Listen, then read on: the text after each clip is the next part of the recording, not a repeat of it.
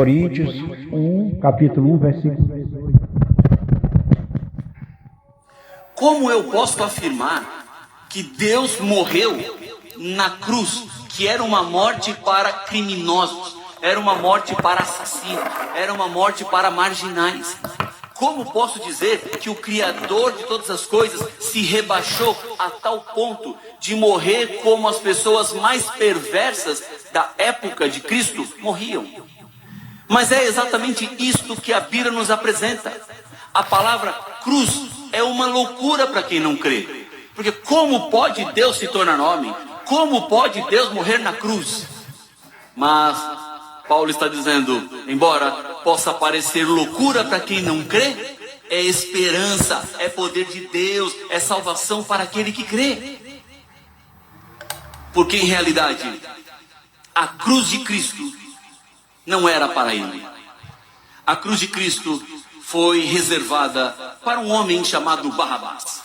Mas que no momento da condenação de Cristo, Pôncio Pilatos tinha autorização de liberar um dos que estavam sendo julgados e condenados. Então ele apresenta Barrabás e Jesus. E ele pergunta para a multidão: quem dos dois eu devo crucificar? E a multidão gritava: Jesus, Jesus, Jesus. Barrabás era um criminoso conhecido. Ele merecia a cruz, merecia a morte na sua época. Mas quando Pilatos perguntou: e o que eu faço com Barrabás? A multidão gritava: solte, solte, dê liberdade e crucifique Jesus. Por isso, esta palavra é completamente uma loucura para aqueles que não creem. Mas para aquele que crê, para aquele que entende a palavra, é o poder de Deus na minha vida e na sua vida. Entendendo melhor esse cenário da cruz, vamos compreender qual é a relação entre Cristo e a cruz. Diz Hebreus 12:2: olhando firmemente para o autor e consumador da fé, Jesus, o qual em troca da alegria que lhe estava proposta, suportou a cruz, não fazendo caso da ignomínia, e está assentado à destra do trono de Deus. O autor e consumador da fé, aquele pelo qual tudo se fez, suportou a cruz, e na cruz, segundo o texto de Hebreus, ele suporta todo o pecado, suporta todo o erro da humanidade, suporta todas as falhas dos seres humanos. Jesus Cristo, na cruz, ele representava cada ser humano. Porque o salário do pecado é a morte. A consequência do pecado é a morte. Então, quem peca deve morrer. Eu sou pecador. Você é pecador. A senhora é pecadora. Todos nós pecamos. Ou seja, merecemos a morte. Mas Cristo não pecou. Cristo teve uma vida perfeita. E mesmo assim, ele foi levado à cruz. Porque a morte também não era dele. Como a cruz também não era dele. Mas ele estava ali assumindo um lugar. Sabe de quem? O meu. E sabe de quem mais? O seu. Jesus era o nosso representante na cruz. Por isso ele é o autor e o consumador da nossa fé. Ele assume sobre os seus ombros o meu castigo e o seu castigo, para que eu e você não tivéssemos que sofrer, para que eu e você fôssemos poupados da consequência final do pecado, que é a morte eterna. Mas continua a Bíblia dizendo, agora no texto de João, capítulo 19, contando um pouco mais sobre o que aconteceu no dia final de Cristo na terra. Vamos comigo à leitura do texto bíblico. Então, os judeus, para que no sábado não ficassem os corpos na cruz, visto como era a preparação, pois era grande o dia daquele sábado, rogaram a Pilatos que lhe quebrassem as pernas e fossem tirados. Os soldados foram e quebraram as pernas ao primeiro e ao outro que com ele tinham sido crucificados. Chegando-se, porém, a Jesus, como vissem que já estava morto, não lhe quebraram as pernas, mas um dos soldados lhe abriu o lado com uma lança e logo saiu sangue e água. Vamos comigo até esta cruz que está aqui atrás. Eu tenho algumas coisas para te contar e te mostrar. Quando uma pessoa era pregada na cruz, a morte que acontecia aqui era uma morte muito lenta. Porque o crucificado, ele começava a perder sangue, pouco a pouco. Cravos eram traspassados nas mãos e nos pés. Se você colocar o dedo aqui assim, ó, bem no finalzinho da palma da sua mão, você vai ver que tem um pequeno buraquinho aqui, como se fosse uma cavidade. Era exatamente aqui que esses cravos entravam. Eles perfuravam a mão do crucificado de um lado, perfurava a mão do crucificado do outro lado. E então o crucificado, ele era levantado na cruz. Ele era pregado no chão, então a cruz ficava em pé. Veja, quando uma pessoa era levantada na cruz, ela então tinha os cravos presos nas mãos e um cravo prendia os dois pés. Na hora que ela estava pendurada na cruz, o peso do corpo vinha para baixo. Então, um crucificado, para respirar, ele tinha que se apoiar no cravo dos pés, dar um pequeno impulso para cima, para desobstruir o pulmão. Então ele fazia assim, ó, respirava, mas doía muito, porque os cravos eram doloridos. Então ele tinha que soltar. Depois de um tempo, quando precisava respirar outra vez, ele se apoiava no cravo dos pés, levantava, soltava os pulmões e conseguia respirar, mas doía muito, então ele soltava. Este processo, dependendo da resistência física do crucificado, poderia demorar até dias. Mas Roma criou uma forma de acelerar a morte. Nós acabamos de ler em João no capítulo 19 que era grande aquele sábado. Por que era grande? Porque além de ser o sábado do 7º dia da semana, também era o feriado. Era o feriado de Páscoa. Então era sábado semanal, 7º dia, mais um sábado cerimonial, uma festa. Então era um sábado grande. Havia muitas pessoas em Jerusalém. Era uma data complexa. Então eles pensaram assim, é melhor matarmos logo esses 3 crucificados e não deixarmos eles aí no sábado. Foi nesse sentido que eles se aproximam da cruz para quebrar as pernas dos crucificados. Quando o crucificado tinha a sua perna quebrada, lembra daquele movimento que ele tinha que fazer, de subir e descer? Ele não conseguia fazer. Então o crucificado morria asfixiado. Perceba como a crucifixão e a morte na cruz era muito brutal, era muito violenta. Era algo assim extremamente agressivo para quem passava e via. E foi desta maneira que morreu o Filho de Deus. As pernas de Cristo não chegaram a ser quebradas, porque quando chegaram os soldados com a autorização para quebrar as pernas, Jesus já estava morto. Mas eles quebram as pernas dos outros 2 crucificados. E para ter certeza se Jesus estava de fato mesmo morto ou estava só inconsciente, o soldado fura o lado de Jesus e sai de Cristo água e sangue. Água e sangue são os 2 elementos formadores da igreja cristã.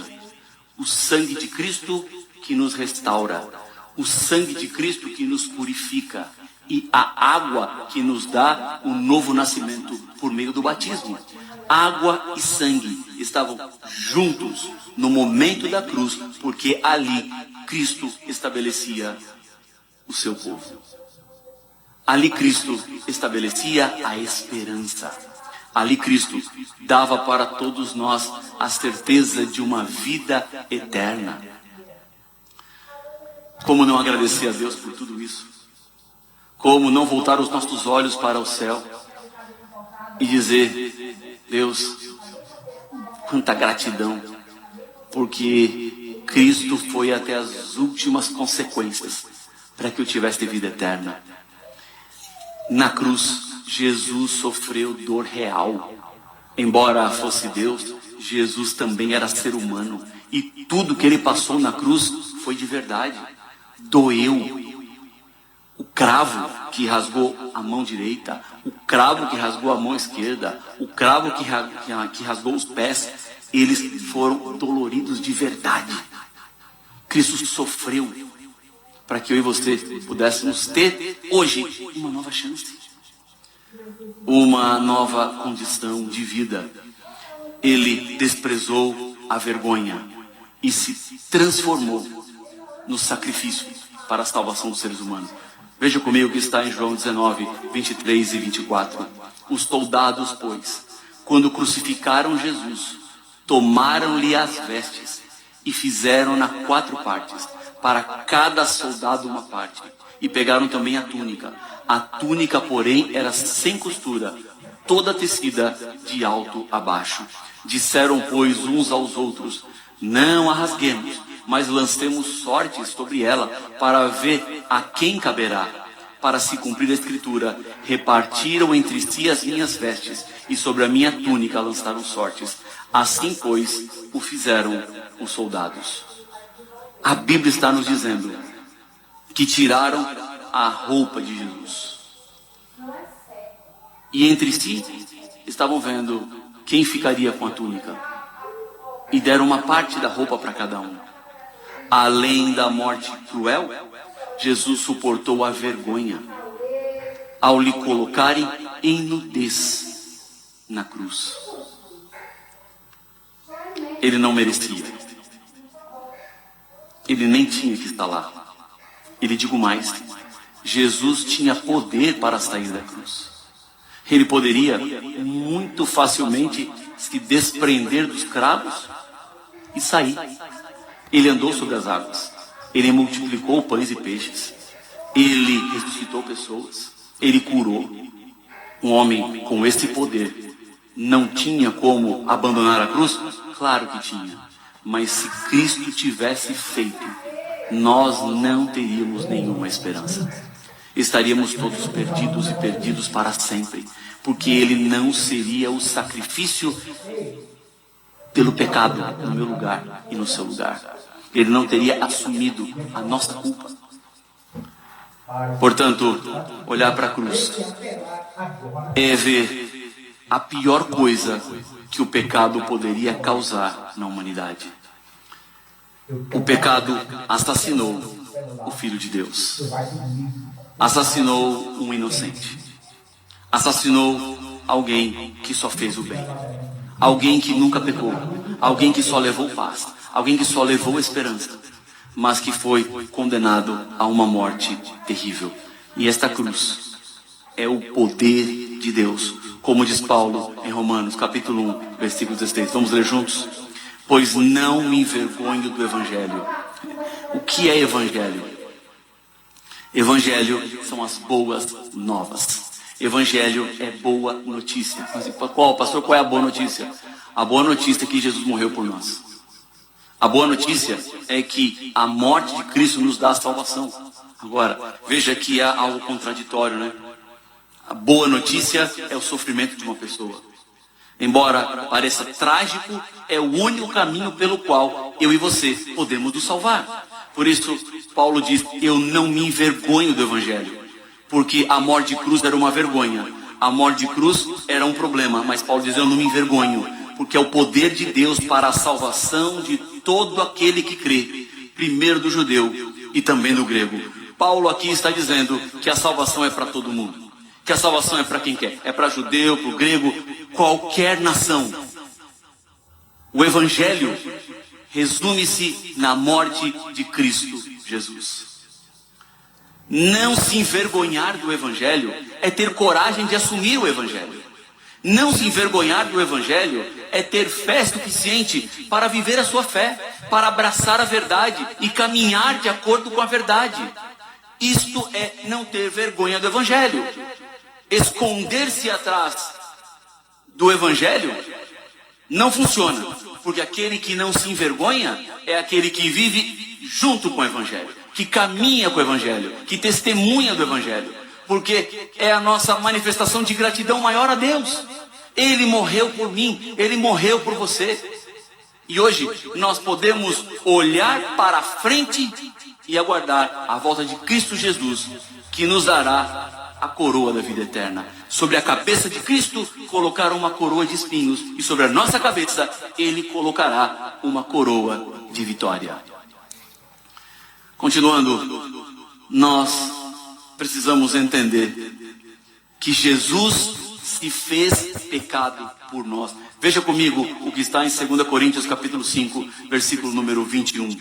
Aquele que não conheceu o pecado, Ele o fez pecado por nós, para que nele fôssemos feitos justiça de Deus.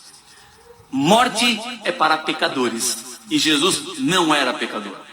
Então, Ele foi até o fim, para que eu e você fôssemos justiça de Deus.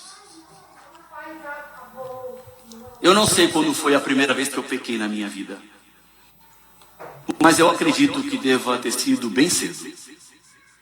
No primeiro momento que eu pequei, naquela hora, eu tornei-me merecedor da morte. E por que eu não morri? Porque Deus, em seu infinito amor e em sua infinita graça, me deu mais uma oportunidade. E desde o meu primeiro pecado até hoje, eu já pequei muitas vezes. Mas eu confio no perdão de Deus, eu confio na restauração do Senhor. Na cruz, a morte de Cristo foi suficiente para cobrir todos os nossos pecados. Sejam eles quantos forem, sejam eles o número que for. Deus te ama, Deus te perdoa e Deus te restaura. E mais, Ele não quer que nenhum ser humano se perca, senão que todos cheguem ao arrependimento e ao pleno conhecimento da verdade. É por isso que a graça e a misericórdia de Deus, elas são completamente infinitas. Não tem limite. Veja o que Paulo escreveu em Romanos 5, verso 19. Porque como pela desobediência de um só homem, muitos se tornaram pecadores, assim também, por meio da obediência de um só, muitos se tornarão justos. Cristo faz a troca. Ele pega de mim a morte que eu mereço porque pequei. E Ele me dá a vida eterna que ganhou porque Ele não pecou. Você pode dizer assim para mim, pastor, mas essa é uma troca completamente injusta. Como é que eu posso dar morte para Deus e receber dele vida? Não é uma troca compatível. Isso eu sei. Não é nada compatível. Mas todas as vezes que você pede perdão dos seus pecados, você está dizendo assim, Jesus, eu pequei e devo morrer, mas eu não quero morrer. Por favor, morra na cruz em meu lugar e me dá a vida eterna que o Senhor ganhou, porque não pecou. Embora seja injusta, nesse momento, quando você propõe esta troca, Deus no céu abre um sorriso no rosto e fala assim, claro filha, claro filho, você não precisa morrer, você não precisa passar pela morte, eu passo no seu lugar, e está aqui para você, de graça, a vida eterna. Embora ser salvo não custe nada para você, custou a vida do Filho de Deus na cruz do Calvário. Para muitas pessoas que não aceitam, a morte de Cristo não significará nada. Mas para aquele que aceita, a morte de Cristo é salvação e vida eterna. Você aceita o sacrifício de Cristo Jesus na cruz do Calvário? Se sim, eu quero orar com você. Feche os seus olhos aí onde você está e vamos falar com Deus.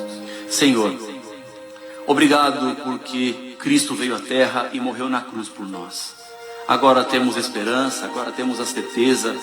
E é nesse momento que eu quero entregar a vida de cada pessoa que ora comigo. Porque aceitamos a morte de Cristo e queremos a salvação que foi nos dada na cruz do Calvário. Permanece, portanto, conosco hoje e sempre. É o que eu lhe peço no nome de Jesus. Amém.